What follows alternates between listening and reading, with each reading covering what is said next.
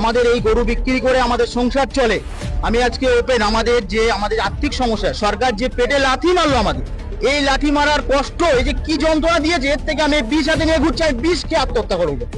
কেন আমাদের মার্কেটে যা ঋণ, ভুসির দোকানে দেনা, ওষুধের দোকানে দেনা, আমরা করতে মেটাবো? আমাদের মুখ্যমন্ত্রীর কাছে দাবি, আমাদের কুরবানিটা সুস্থভাবে যেভাবে চালু করতে হয় সেভাবে চালু করুক।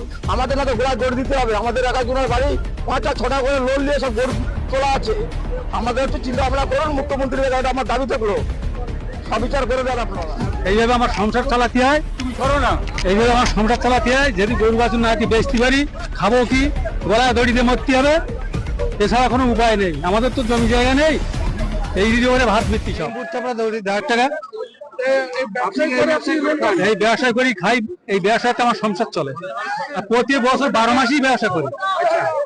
গত বছর ভালো ব্যবসা হয়েছিল, গত বছর ভালোই বেচা কেনা করেছিলাম, তার থেকে ভালোভাবে চলেছিল। নতুন সরকার থেকে কি আপনি সুন্দর তাহলে জানাবেন? কি করে জানা, আমি তো কিছু সরকার কি করবে না করবে, সরকারের উপরে এখন ভরসা। সরকারি তো নিষেধাজ্ঞা আছে না? নিষেধ তো ওই করে তো আমাদের তো মৃত্যুটা